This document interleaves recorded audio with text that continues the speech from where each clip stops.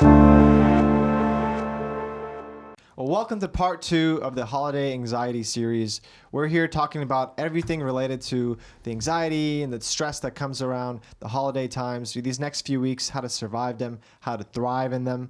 And in this video, we're going to talk about gift giving, gift receiving, and basically all the things that come around societal pressure during these holidays. We'll discuss how to avoid comparing yourself, how to avoid overcompensating for the rest of the year, and just how to make sure that you're going into this holiday season with what you really value, not what you think you should be doing or what other people expect you to do, but really asking the question, what does the holiday mean to you, and how to make the most of it.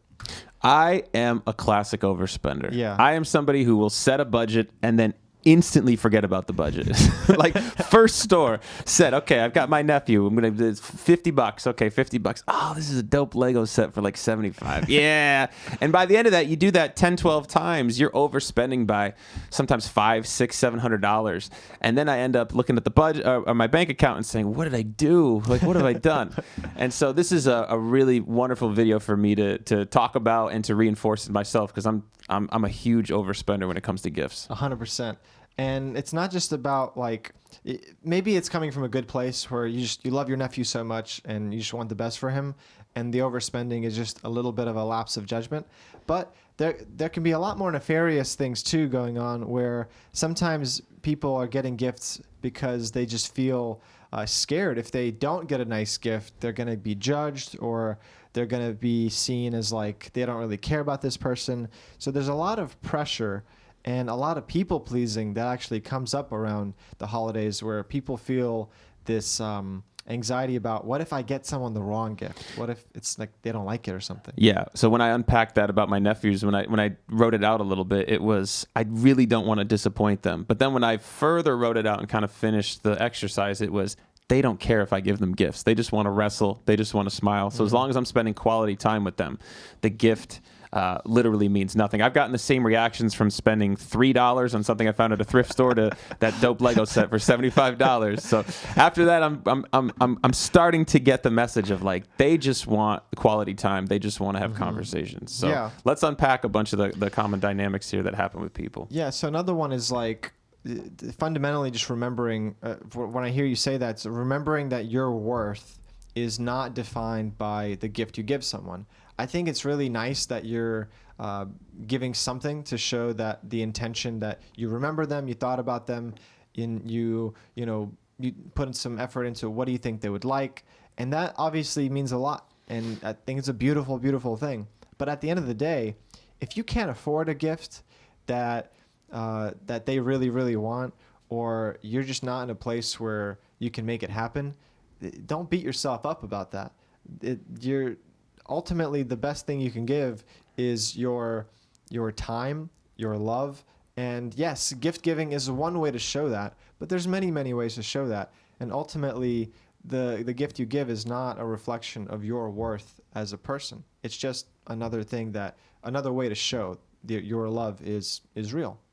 Yeah, a lot of times in gift giving, it gets wrapped up in these deeper emotional reasons like self-worth. Sometimes it can be you feel like guilty and you're overcompensating for maybe you haven't been as present with them throughout the year. I know for my nephew, that was a big piece that I felt, and that can be really common with family, where Christmas stirs up all this guilt of this, like, oh my God, I don't, now I need to get a gift, and I don't know this person that well, or I don't know what to do. So you end up overspending and it triggers you in a way. So use this as a marker for, is there something else throughout the year that I should be doing? Can I set up, quarterly calls with this person, or quarterly, Zoom meetings with my family, so that you don't have this sense of guilt. A lot of times the anxiety or the guilt, if it's not overwhelming and it feels balanced, it's just a way of your emotional system communicating with you like, hey, we're disconnected and we really want to reconnect.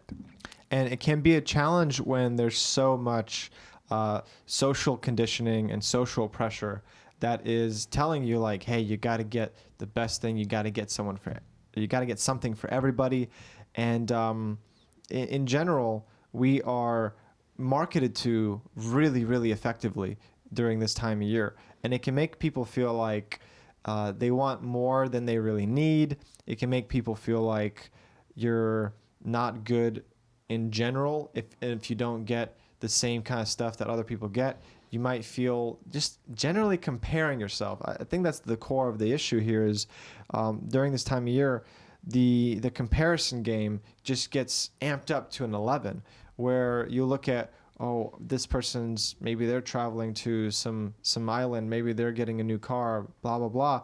And it just kind of reminds you of, where are you at? And I think anytime that we are comparing our behind the scenes to other people's highlight reels, it's just never going to be a fair comparison. You're always going to feel insecure about that, and the grass is going to seem greener. But in truth, if you can sort of block all that out, turn off the social media for a bit, turn off all the notifications and the news for a little bit, just to go back to your sense of peace, your sense of calm, and say, you know what? Actually, what I have is pretty great. I am happy with everything. And if you're not, you can change it. Of course, you can take actions to improve your financial situation, to improve your relationships. There's so much that can be done to improve that, but it just doesn't help at all to be comparing yourself while you're making that effort, because it just comes from the wrong place. Yeah, and if you're adopting these advertisements' values of what the holidays should be, and you're not even sure what yours are, take some space, like Ennis said, and then set your intention of what you want the holidays to be and what you want them to mean to you. And this, particularly with gift giving and materialistic items, is like, what am I trying to communicate? What am I trying to do with this holiday? A lot of people take alternative routes. They buy experiences. They donate to charity. They create handmade gifts or artistic gifts, things that, it's not running to the store and spending money, but it's, really trying to encompass something from me to you, or an experience that I think you would enjoy. Some people have everything already, and getting them an experience is something that won't take up space in their life, but it'll be a memory they remember forever, maybe. Something else worth mentioning is the anxiety that can come from maybe getting gifts. Sometimes it's like there's this pressure, like, oh, now I have to act happy and put on a smile, and maybe some people are kind of nervous about opening it in front of the person.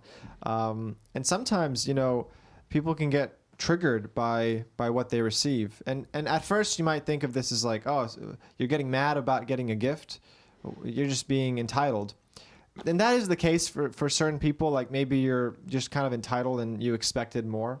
But oftentimes what I see happening is that you are using this gift as a representation of the relationship you have with this person. So if they get you something that you don't actually want, you might chalk it up to like, oh, see, they don't know me, or see, they don't care about me. But really, that's just your big projection of how the relationship is going. Think of it this way. If you had somebody that you felt very, very connected to, very loving to, and they bombed on one gift, you probably wouldn't be as triggered as if it was your mom who you feel neglected by, you feel like never listens to you, and then gets you a gift that just is way in left field, something you wouldn't enjoy. So you can tell kind of the emotional depth of gift receiving and what it can be.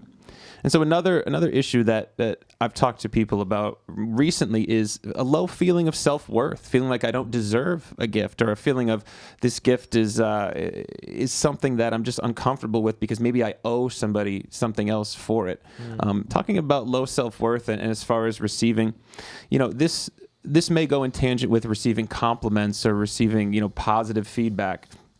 Notice this in yourself, because this is actually can be a big block to what you really want from people, which is validation, which is acceptance, and being visible to others. So you can consciously do exercises just to reinforce affirmations, saying, hey, it's okay for me to receive. Or when somebody gives you a compliment, if you notice that you knock it away, in the same way you may knock away the gift emotionally, just allow yourself space to say, it's okay. Like, I can receive this gift. I'll take it with a grain of salt, and I'm grateful for it. And I don't have to, deny the compliment or deny the gift. I'm just going to receive. And sometimes I'll do this with a physical action, or sometimes I'll do this with a simple affirmation like that. I like that. It's also worth mentioning, if you're somebody who is scared you're not going to get something, or maybe you are somebody who you wanted to get a few different things from a few different people, but nobody got you anything. Nobody thought about you, and you feel forgotten, you feel abandoned. It's even in that situation, it's really important to remember people have very different ways of showing love. There's a great book called The 5 Love Languages. It's worth checking out. And one of them is gift giving, but the other 4 are not. And so oftentimes people who can be very loving and care about you a lot may not get you something or may not get you something thoughtful. That doesn't necessarily mean that they are not thinking of you or that they don't care about you. It just might mean that the way that they show love is not expressed through gifts. And if you're really just concerned about it, have a conversation with them. Tell them like, hey, you know, I feel like you love me, or I feel like I thought you did, but you didn't get me anything, and that kind of made me feel a little bit forgotten. You know, what happened? Is that just not the way you show love, or you know, what can we do to have better communication and more transparent expectations primarily? Because if you expect something and then they don't follow through with it, you might be resentful of that, when all it really needed was a little bit of a communication to say, oh, okay, that's not how you show love. That's okay. Let's move on. And ultimately, communication is the key. So whether it's the stress of the giving or receiving, if you're somebody who you've sat down, you've set the intention of what the holidays mean to you, you don't want to give materialistic gifts, you don't even want to give experiences or spend any money, just communicate that to people now before and set the expectation for them. Be assertive about being a leader and, hey, this is my intentionality. This is what's important to me, and open up that conversation. Yeah. And then furthermore, if you're receiving a gift and you don't understand what it is, like Ennis was saying, just ask. Say, hey, yeah, what prompted you to get me this? And maybe they'll give you an answer that helps bridge the gap and allows you to understand their thought pattern, so that you're not just projecting, you're present with them and communicating. So I think this video is a pretty straightforward one in terms of there's a few pitfalls to watch out for when it comes to the social pressure that we all feel around gift giving, whether it's the pressure to give something or the pressure to receive something. Fundamentally, you want to watch out for the comparison game, where you're just comparing yourself to people on social media, maybe other members of your family. And really at its core, it's just about taking that time to make some space. What do you want these holidays to mean for you? Do you want them to be a time with family? Do you want them to be a time for yourself? Both are okay, but it's just about getting clear on that and not feeling guilty for saying what you want and standing by it. Beyond that, I wish you guys the best. I hope you have fun. Try to go in with the positive intention that no matter what happens, we're just going to have a good time. And beyond that, practicing these fundamentals and just getting clear on where your values are, it's going to make a big difference this holiday season. And guys, remember, no matter where you are, no matter how long you've been struggling, no matter how hard the holidays have been for you before, you're never stuck. You might just need some support. So set your intentions and just know this could be the best holiday season ever. You never know. From Inner Solutions, lots of love, guys, and good mental health. Happy holidays. Jingle bells, jingle bells. Jingle bells. Jingle the bells.